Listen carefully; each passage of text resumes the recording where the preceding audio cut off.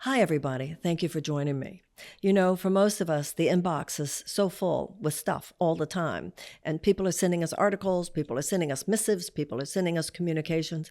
But every once in a while, something comes across your screen and you go, whoa. I need to read this. And then you read it and you go, whoa, again. And for me, that was about a month ago when I read an article by Stephen Marche. He writes about the next civil war. This was an article based on his book, and I have asked him to come to speak to us about it. Before Stephen came on, I told him that it's a terrifying book, and you will hear why. Ultimately, it's a hopeful book if we make it hopeful, but there's a larger conversation that goes with all of that. Stephen Marche is a contributing editor at Esquire magazine. He's a novelist, he's an essayist, and he's a cultural commentator. He has written opinion pieces and essays for The New Yorker, The New York Times, The Atlantic, Esquire, The Walrus, and many others. He's authored half a dozen books, including The Unmade Bed, The Messy Truth About Men and Women in the 21st Century. Maybe we'll have to have him come back on to talk about that one, and The Hunger of the Wolf. We're here today to talk about his newest book called The Next Civil War, Dispatches from the American Future. Stephen, thank you so much for being here. I'm so grateful to you. My pleasure. Glad to be here. So I just mentioned, and I had said to you personally as well, that the book is somewhat terrifying. So we want to start with that. According to your book, we are closer to the beginning of what could be a violent civil war than the average American seems to realize. And in your book, you go through the facts.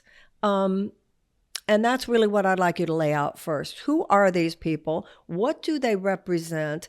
And what is the power that they have? You know, the one of the most, potent aspects of the book is you talk about the guns they have. You talk about the plans that they have. These people are not kidding. I want to start with just a quote that you wrote that I thought was very powerful. He says, "They hate the government, but they love the country. The intensity of their hatred for government is how they express their love for their country. They believe that the federal authority is destroying the true America." Who are they and what are their plans? Well, they're the anti-government patriot movement. That's a broad term for, the problem with trying to deal with these people intellectually is that they fragment and reform all the time. So to give any kind of if I were to write a description in this book of the state of the far right 6 months ago, it would be completely dead by now. It's already changed, and it's fragmenting and reforming all the time. There are certain consistent aspects of it. So that quote, I think, explains the general tenor and the general sympathy here, which is that they're pro-America, deeply American, but they also hate government, and not just this government, but any government. You hear them say things like property tax is slavery. And which, leads to the question of, who then is free. But, I think they also come in different kinds of varieties. So there's they all have different aspects to them. So there's Second Amendment absolutists, people who believe in true gun freedom. There's tax abolitionists, people who don't want any tax. There's white nationalists. There's Christian nationalists. There's white power movement, and these are all quite separate. There's the Nazis, there's the accelerationists, there's sagebrush rebels, there's sovereign citizens. And I sort of describe it at one point in the book as like a buffet, like a big smorgasbord. If you're from the far right, you can come and you can take from each of these, and you can also sort of not take from any of them. Okay. So there are black sovereign citizens. There are white power people who certainly don't believe in the Second Amendment. There's a huge variety, but their intellectual incoherence, the fact that they're so broken and fragmented, should not be confused with a lack of power, because they're growing and they're quite sizable. Although the precise number is quite hard to get at, but certainly in the millions and tens of millions. Yeah, their numbers is part of the big part of the story here, and we'll get to that in a moment. Let's go back a little bit. All of the individual identities that you just described, the vast majority of them, if not all of them, 10 years ago, 15 years ago, 20 years ago, we would have said, yeah, we have a few of those nutcases. When and how did they coalesce into this field of energy? What brought them together? Was it politicians? Was it social media? What made it become one big movement rather than just disparate pieces of fringe ideologies? Well, they were always kind of connected, but, they never, like, what caused them to really rise and have, like, mainstream appeal and, like, rise from, as you say, like, Texas separatists 20 years ago were in firefights with the police in rural Texas. Like, they were not a serious movement. Texas separatist movement now is really, they're a serious movement with serious people who are, intellectually vigorous and like they have plans. Like they're not, and the Nazis that I meet here are not, born to lose tattooed on their chest. They have like law degrees and they have, if you ask them a question like, well, how would you run your white ethno state in the Northwest? And they say, well, we model our constitution on Japan's, and then they can give you like but the root of it, if you want the root of it all, it's I wanted what I'd like here is to take some of the chronology, because otherwise it's too hard to wrap your head around. So what happened? How did this become the larger? Well, how did they all get together? They all date from 2008. Like the rise of all of these movements. Like every historian I talk to, everyone at the Southern Poverty Law Center, etc. That's the origin point for this new movement. Okay, so 2008 has three things, I think. I mean, you probably actually have some insight into this too, but to me, there's three things. There's the surge in Iraq that fails. There's the housing crisis, which is the big one. I mean, that's where sovereign citizenry really spikes, and then of course there's the election of Barack Obama and like a multicultural iconography taking over the country, and their reaction to that, which is resistance. But I mean, what, and then also like the arrival of the Tea Party that emerges out of the failure of the Republican establishment. There are a lot of things going on, but I will say the expert opinion really focuses on 2008 as the origin point. Okay, one of the things that I've heard you talk about is that out of the people who were part of the insurrection on January 6th, many of them were business owners, fairly well-to-do people who were doing okay in their lives. It wasn't that their economic conditions had gotten worse. It's that a multicultural population around them had fared better. And so there's this sense of a fear of kind of psychic annihilation, a fear that the America that they think is the real America, which is the white America, the Christian America, is somehow going to be overwhelmed and overridden by a multicultural pluralistic identity. Is that going on here? Yeah. I mean, there was a fascinating study of the people of January 6th, and, only about, I think it was 15 to 20% were allied even remotely with the militias. But the one thing that really stuck out is they're all from counties where there'd just been a rise of Black and Latino people into those counties. One of the studies that I looked at that I found most fascinating was from India. And it's about, well, it was English economists, but it was about Hindu-Muslim expenditure rates, and Muslims are sort of the lower class group in India. And as their expenditure rates reach Hindu levels, that's where the violence starts. So what you have is not, and this is something you see everywhere in the world. You see it in India, you see it in Africa. It's not unique to the specific racism of the United States, right? Like when you have an overclass and then you have people rising up, the overclass reacts violently. That tends to happen all over the world. And of course, it's so tragic because, I mean, what we're seeing right now is the fact that Black and Latino poverty rates are at their lowest rates in history. And that's the fact that could break the country, which is really upsetting. Say that again. Well, as the like revolution, when No, I Marx heard that imagined, part. I heard yeah, that part about the overclass. But what you yeah. just, the very last sentence you said that the, Well, you have African Americans and Latino Americans rising to power, rising to right. economic power, and also Yeah. political power. In Right. 2040, America is going to be a majority minority Right. country, Right. and as those groups rise, it's not that white people are losing, because they're not. It's just that they don't have. It's just that they're not comparatively more important than the people below them, as they were. Right. But then And I don't know so, about that, Stephen, because the entire middle class has been losing. The entire middle class has been hollowed out over the last 40 years. Not by blacks or Latinos or any cultural group. It's been hollowed out by the corporatist agenda. And yeah. I Well, think many of inequality these is a people. huge factor too. I mean, Pardon? inequality is a Yeah, huge factor absolutely. in this thing. I mean, America does have rates of inequality that are the largest since 1776, right? Like they are, like it is now at a point where you're outside of all historical models, right? Right. And so So and so it's very hard to know what that happens. But I mean, it's America. Many things are going on at the same time.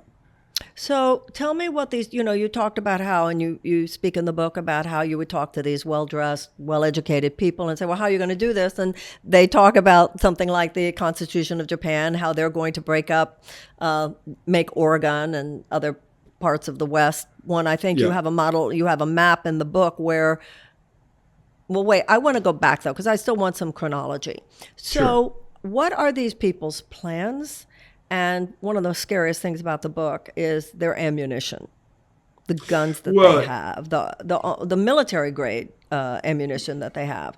What are their plans, and how do they plan to effectuate their plans? Well, they're planning for, like, they fantasize about a civil war. Rarely would I say it is them causing the civil war. It's that a civil war happens and that they need to respond to it. There are accelerationists who believe that we're just trying to end the republic as quickly as possible because they believe that will lead to, a white state or other states, and they just are sick of the United States. How many But there's people? also total incoherence, right? Like we're talking about, like if you were to ask me, like to try and ask me to describe what their plans are, implies that they have a level of Okay. planning that it would be, probably incorrect to ascribe to them. How many people are we talking about, Stephen? Well, it's very hard to know. Like for example, I mean, the sovereign citizen movement, they do have a sense of it from the people who refuse to pay their taxes, and out of principle, that's about 600,000 people, but that's a bare minimum number for that. That's from the Southern Poverty Law Center. The Oath Keepers had a 40,000 membership list, but those are people who signed cards. Those are people who, like, politically identified, gave their address, gave their details to belong to a militia. So that's a very different group than, just the widespread sympathetic parts. I mean, sympathy to the alt-right was 11 million at one point. Like, that was one relatively decent poll out of Virginia. But also it's very hard to tell, like, when you have the Republican Party saying that January 6th is legitimate political discourse. Do you count those people among the people who think violence is a legitimate response to American political system? It's a huge spectrum. So, one thing about this book is I try to be absolutely as precise as I can be about everything. I don't think there's any need to fearmonger. I don't think there's any need to exaggerate, because things are absolutely scary enough as they are. But, with these, there's certainly, like, to give you an example, the weathermen who, like, tormented. There were 1,000 people, you say in the book. It Maybe was 1,000. 1,000 people. Like the Black Panthers at their peak probably were 10,000, but that's the upper end of the estimate of how many people were the Black Panthers, and so that, and think of the chaos that caused in the spirit. I mean, we're dealing with multiple orders of magnitude larger than that currently. Like, I would say sympathy towards them maybe as much as a third of the country. Actual active members, several million. That I would mean, be that's my estimate. so. So you're saying that people who are advocating the violent overthrow of the U.S. government Mm-hmm. already have the sympathy of a third of Americans? I wonder if I'm underrating that number. I mean, one there was a poll recently that said 36% believe that violence against the government is sometimes justified. But, that's one of those poll questions where it's like, well, do you mean of all time, or like, are you talking, what does that actually mean? Like when you get down to specific cases.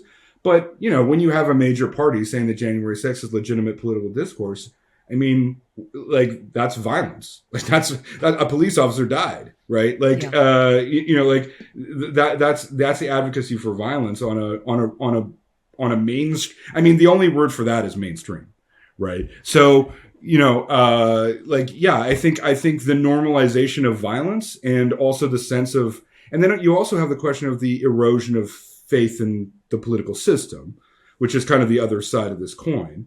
And, that's, of course, is everyone. Only 20% of Americans believe that their electoral system is fair. So, that when you talk about like incipient civil war, I mean, those are the markers of it, where you have, a rising tolerance for violence among the body of people, and you have a declining faith in institutions. And America, definitely has both of those right now. So one of the things in the book that's very impactful, to say the least, is how many guns these people have. One of the things you say in the book is forget gun control. I mean, it's too late. The guns just saturate this society at this point. You say in the book that the most popular gun is the AR-15. You talk about the ghost guns. There's just no way to even track. But you say all the way up to small, dirty bombs. I mean, dirty nukes that these people could have. Talk to me about the kind of ammunition. Well, they've been caught multiple times with low-grade nuclear weapons. I mean, like, they're dirty bombs. They're like americium. They're not, they're not plutonium. They're not going to, set a city on fire. But, and then the two guys they caught, one in Maine and Florida, was completely by accident. Like, it was, one of them was because he killed his wife, and the other one was because his roommates killed each other. So it's the only reason they found the fissile material. But, there's no question in my mind that there's like a lot more like low-grade nuclear material in the hands of domestic terrorists. I mean, I don't think that's really in doubt. So and then of course you have weapons like, you have the usual weapons like, there's certainly people with tanks out there, right? And there's certainly people with tanks, like tanks. Okay, yeah. Like so, they're very, very armed people. So you were mentioning before the weathermen, for instance, and the FBI and U.S. intelligence came down on them very, very strongly. I would argue that the chaos that resulted had more to do with the governmental response than from what these people actually were offering. But it seems now, with the people that you're describing, the opposite is the case, that the government has gotten onto it a little too slowly. Well, they face a bunch of problems. I mean, like, I definitely think you can fault it's easy to fault the FBI and say they didn't take it. But, they have been ringing the bell pretty hard. Like, most of the reports in here I get are from the FBI. Like, it's not like they are not aware of this problem or they haven't been reporting it in a very clear way. But it's only in the past 2 weeks that the Department of Justice has put out it has decided to set up its own domestic terrorism unit. So, yeah. One of the things that's most frightening in the book is how much of our police forces, particularly the sheriffs, network of sheriffs, is infiltrated by these people. You talk in the book about how the FBI doesn't even want to share its watch lists, which would be the normal way that they would go about doing this, is they would tell the sheriffs, watch out for these people. But in this case, the sheriffs might say, no, he's my friend. I'm not going to watch him. I'm going to warn him. Well, I don't think the sheriffs they would never share with, but because they're like a separate, essentially, I'm sorry, they're a separate unit. But like because it's even more troubling. It's the police departments. Like they've found white power movement people in hundreds of police departments across the United States. The FBI does not share watch lists with them for exactly the reason you said, that they immediately it gets filtered out and the people just disappear. And watch lists are the number one counterterrorism measure, right? Like they are by far the most effective counterterrorism measure. So, like I have a lot of faith in the FBI. I think they're actually pretty tough and pretty brilliant, but it's going to be a generational struggle to get domestic terrorism out of police departments, much like it was a generational struggle to get the mafia out of police departments. And it's, it's hurt when every time a Republican comes into power, they immediately shut down all the investigations. That doesn't help either. So did the white power movement, clearly they did. They very deliberately began infiltrating the police, and they began also infiltrating the U.S. military? Michael German, who's the FBI source, who was undercover for 20 years in white power movements, he said that he would show up, and once they knew he had no tattoos, they were like, okay, you're not going to talk to anyone who's ever been in prison again. We're going to run you for school board, and we're going to move you up that way. And he says that's exactly what they've done. And, when the Oath Keeper list came out, I think it was 3 months ago, like, they were everywhere. They were in the police departments, they were in school boards, they were dog catchers, they were everywhere in elected office in the United States, and as well as police departments, they were everywhere. So yeah, I mean, they're very strategic, right? These are not, jailhouse Nazis. These are people with a plan and a very effective plan. Unlike the left, they really understand the power of controlling institutions. And building through institutions, including elected office, and including within the system that they plan to bring down. Well, where else would you bring it down from? Exactly, right? From the inside. That's their plan, and they're executing it. Okay, so do they want to break up the country? In order to establish this white ethno-state, what are they going to do? And what would this white ethno-state look like? And where would the rest of us go? Well, to be frank with you, I asked all those questions many, many times. I would say the vision of the white ethno-state would fall under the category of science fiction to me. It was not a practical goal. And as for what they want freedom. And they define freedom, their definition of freedom. I mean, I'm a Canadian, so I guess I'm like an institutional guy.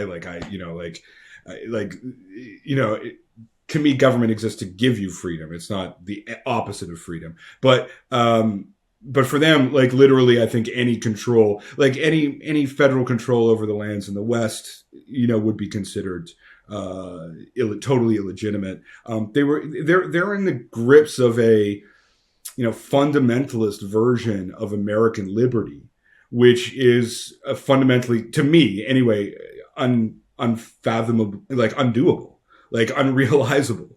And so, when you ask about the specifics of the plan, it gets very vague very fast.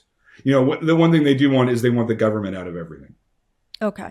So one of the things that you talk about in the book is what happens if the United States, you said that one of the ways that this could go is that secession occurs. You were talking about the Texas secessionist movement.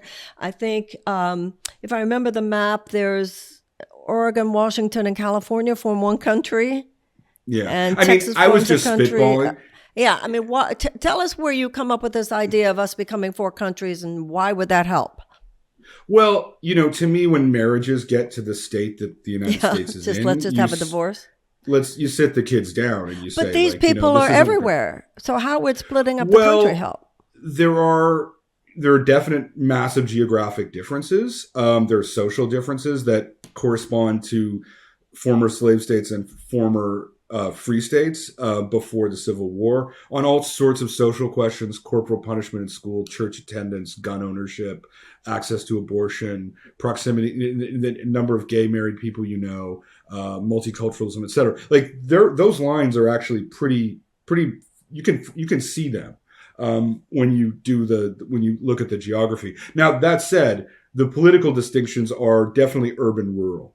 So, you have friends of mine who live in the Hudson Valley of New York who have, far-right people in their communities, absolutely. And similarly, if you're in Austin, you're in La La Land, you're in liberal paradise in Austin, where we're in the middle of, the big red state, right? So there are definitely geographic problems with these divisions. On the other hand, I think we are seeing a movement where the hyperpartisanship has gotten to the point where they resemble in any way ethnic distinctions, in this sense that people don't want their children to marry outside of their party at extraordinary rates. Like I think it's nearly 95% of Republicans don't want their children to marry a Democrat, and they don't hire each other, right? And those numbers are much stricter in America now than race.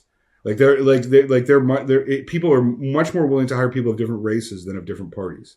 And so when you get to that state, I don't really propose anything. I just think political violence is the worst thing that can happen to a country.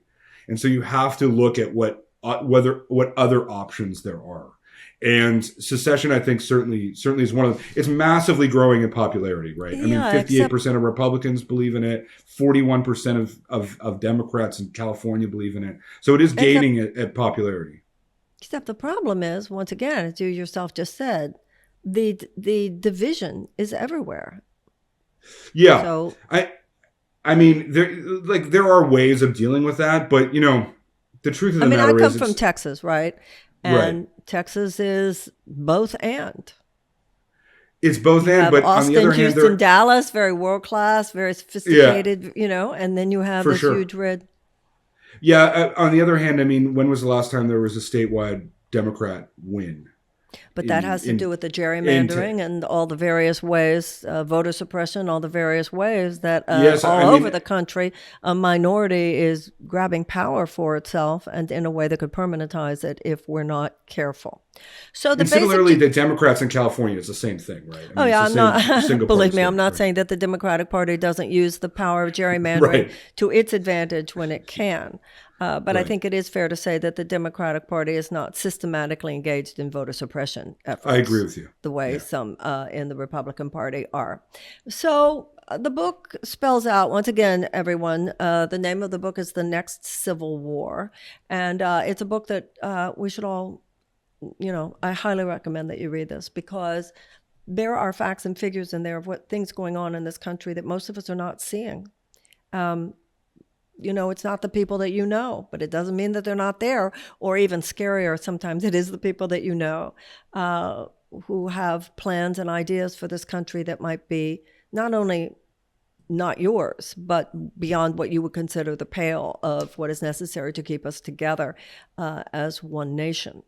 Now, towards the end of the book, you do finally get to a part, Stephen, where you say, well, there's still hope because this is America. And, America has a way of reinventing itself. And you give proper homage to the high side of the American character. And you say, well, they could, you could pull it off, of avoiding this violence. And you talk about specifics. You talk about the things that could occur. You don't sound very convinced by that argument. No, I'm not. It's a very small part at the end of the book. However, you do write out some specifics, and I want to go over them.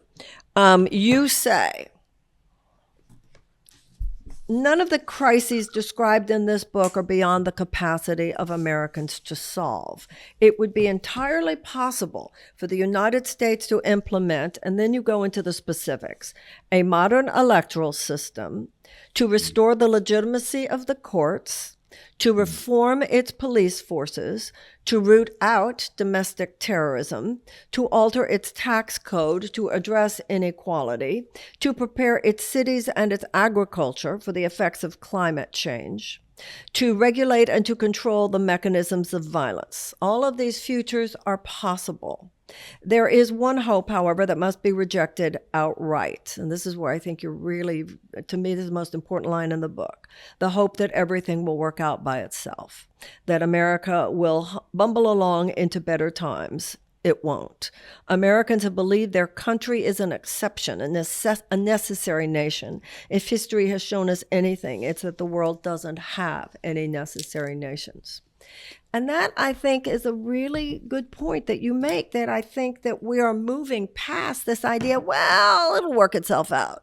I don't think it's so much that people would disagree with you, is that people are like paralyzed with fear, particularly because the things that I just mentioned that you say were are the prescription for repair are the very things we're trying and are being resisted mightily by not only the Republican Party, but even corporatist forces in the Democratic Party. Yeah, I mean, these are all very difficult. I mean, in that list which I gave, two of them I think there's already been some progress with. I think the Department of Justice setting up this separate thing. I mean, I take great encouragement from that, and I think So let's just slow down for just a moment. I want to talk about that. Okay.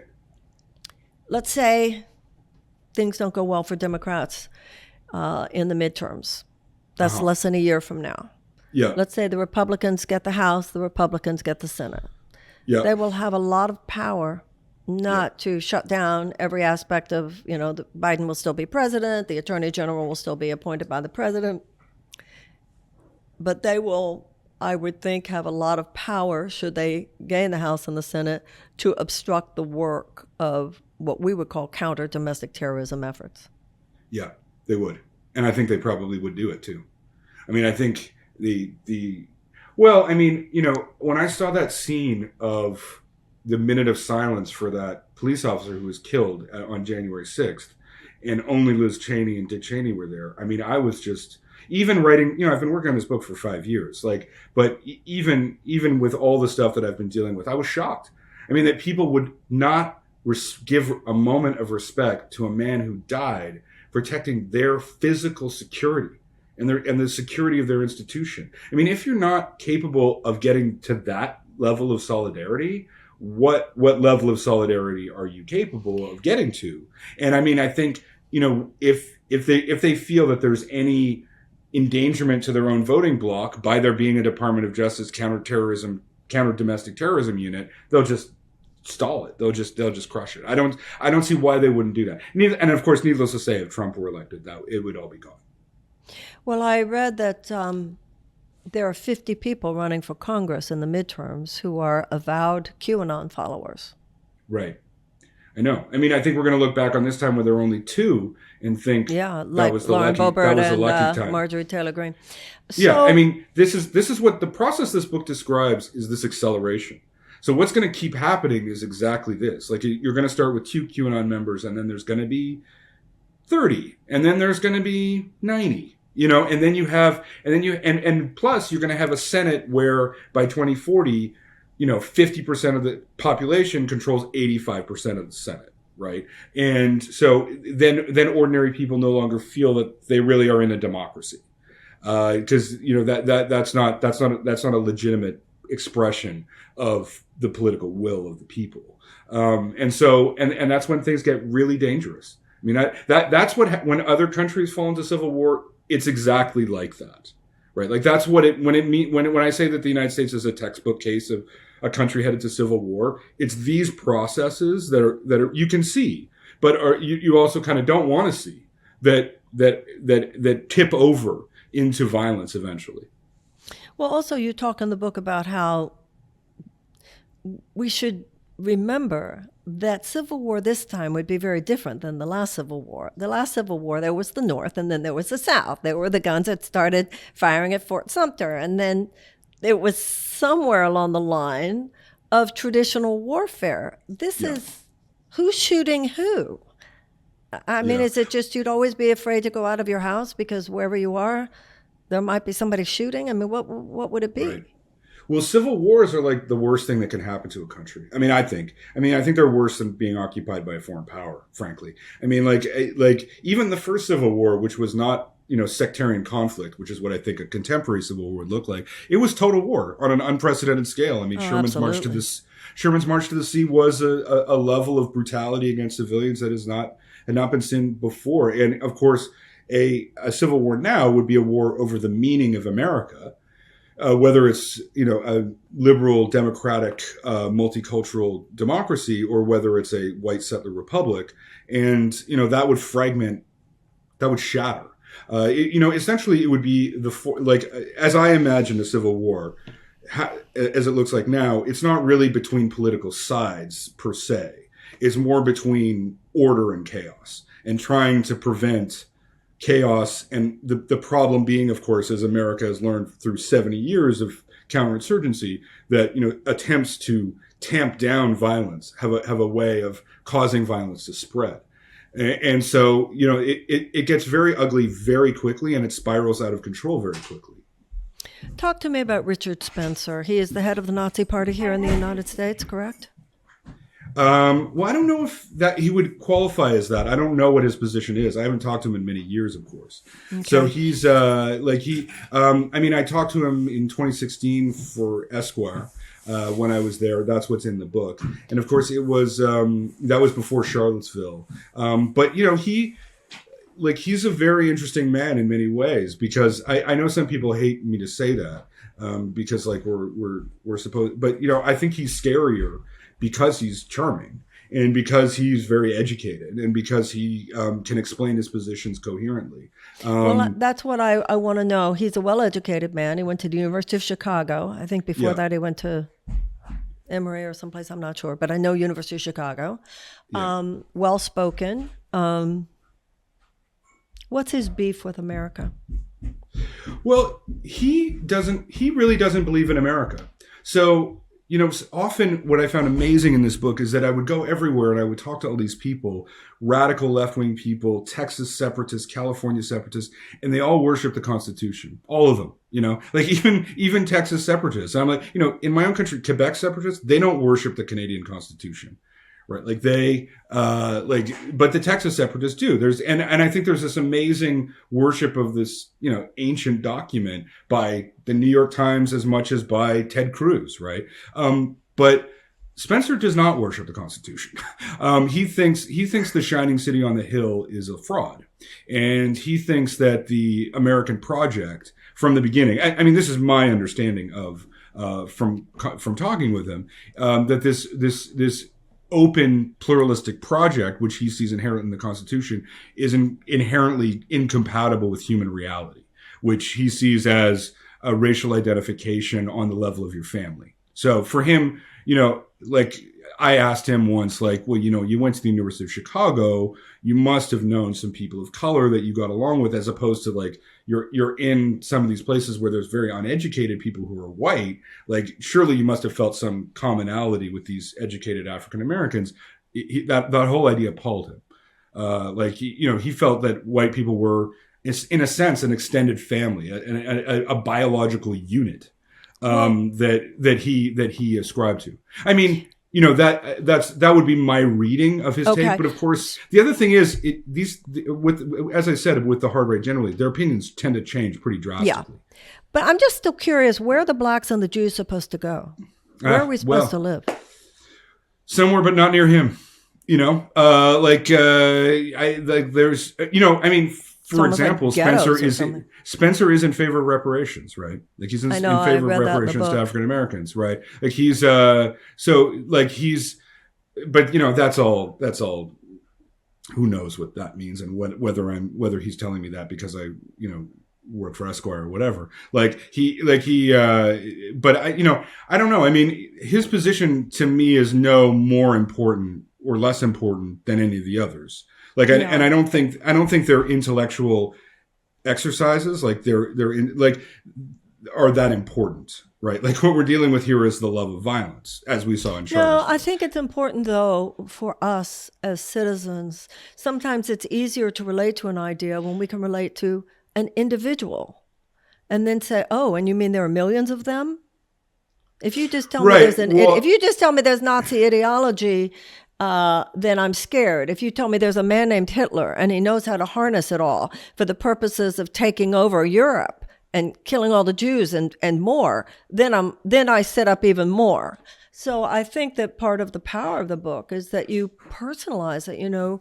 I realize there really are millions of people out there who think like this and really want those of us who are not like them to be gone and are planning to start shooting to make it happen. It's when you point out, and these are the guns that they have, and they have infiltrated police forces and they have infiltrated the military, and now they're running for office. And you mentioned something just now, but I'm not sure that everybody really understood what you were saying. But they would say to anyone who thinks like them, who is not covered with tattoos, "Oh, we should run you for the school board." Yes. And for everybody to really understand what that means, it means they wouldn't suspect you. And that's really what's going on. I remember reading an article of someone who was outside the Capitol on January 6th and was talking to some of those people. And was talking about walking along with a couple of guys, and they were talking about, this obviously wasn't a time for executions, but that'll come soon enough. And he said, I looked at these guys; they were wearing khakis and polo shirts. They had short hair. They seemed very articulate. He said, but they were serious. Oh yeah, the execution's going to begin.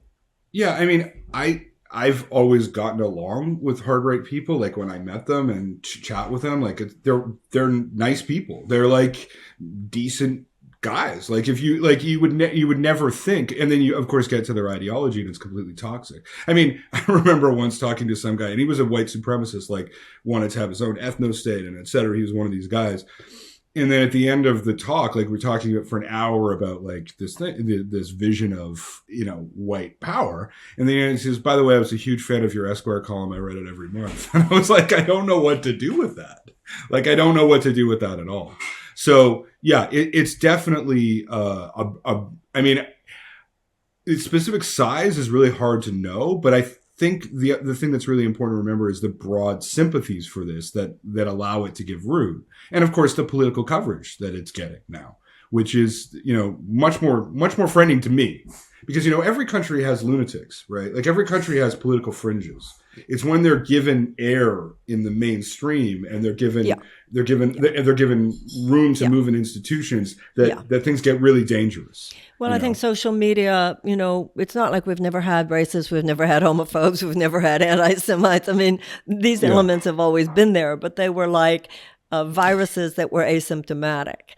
And I think that the toxic, even deadly combination of social media and the fact that we had a president who was not above trying to harness these forces for his own political purposes just formed a diabolical brew.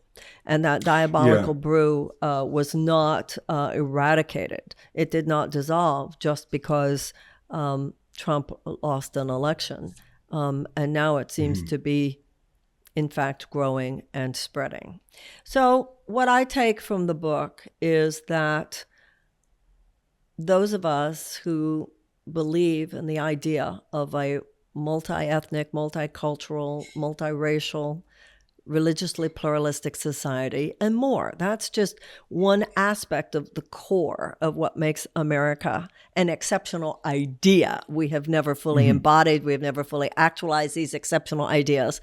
But within that, within the principles and the ideals themselves, has emerged some extraordinary energy. And as you say in the book, the world will not be a better place if America goes down.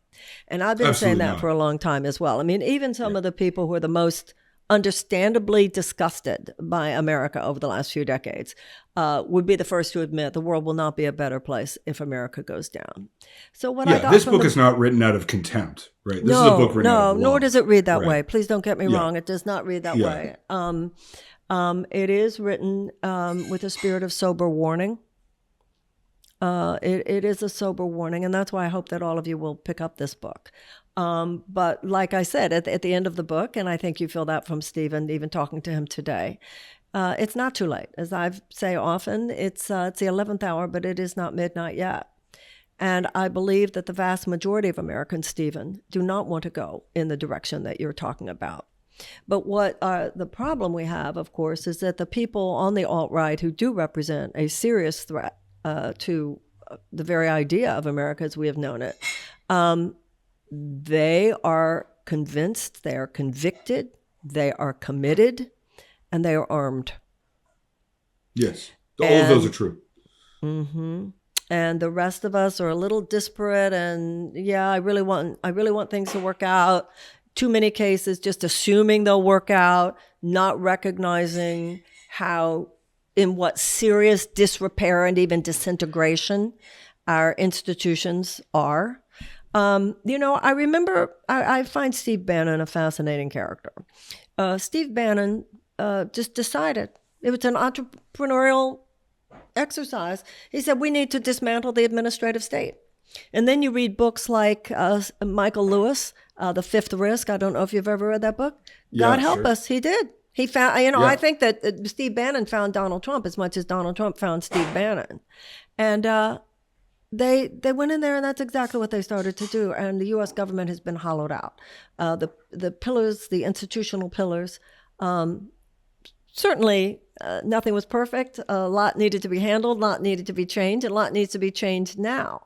But the level of assault that we have received and are receiving to the very idea of what makes America America is so profound. So I thank you for articulating it the way you have in this book.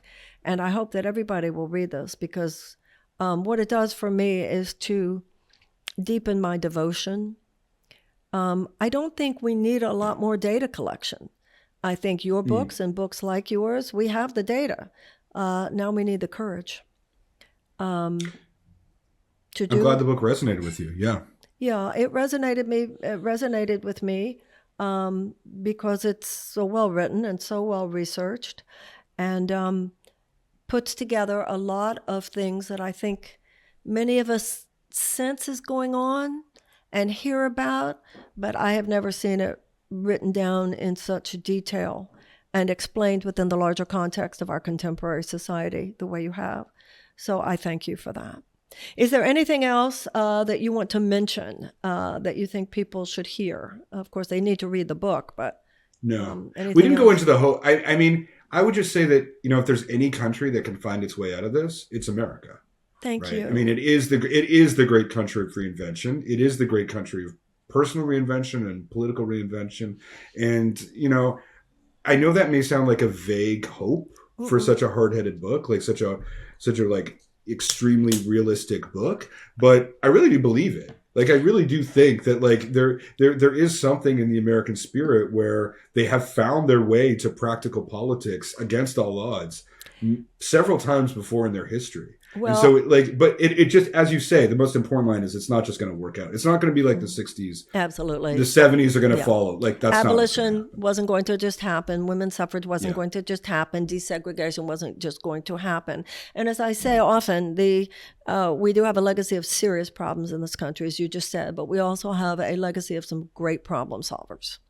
And it's very true. We have a problem on our hands, and you certainly name it. But I appreciate it. I almost brought tears to my eyes when you just acknowledge, particularly as someone who is a Canadian, that you acknowledge, we hear so much about what we do wrong and what we have done wrong. And we're not stupid. I think we get that. But it's wonderful to hear someone acknowledge that there is something. And I felt that reading the book. I felt like there were times, no, Stephen, you don't know us. You don't know us. Just watch. Right. Just watch. I felt that as an American a little bit. No, you just wait. You see. And I think sometimes people say, well, how are we going to do it? And I don't think the first question in manifestation is, how am I going to do it? The first question is, am I committed to doing it? Because once I'm committed to doing it, the how begins to appear. So maybe that'll be your sequel to the book.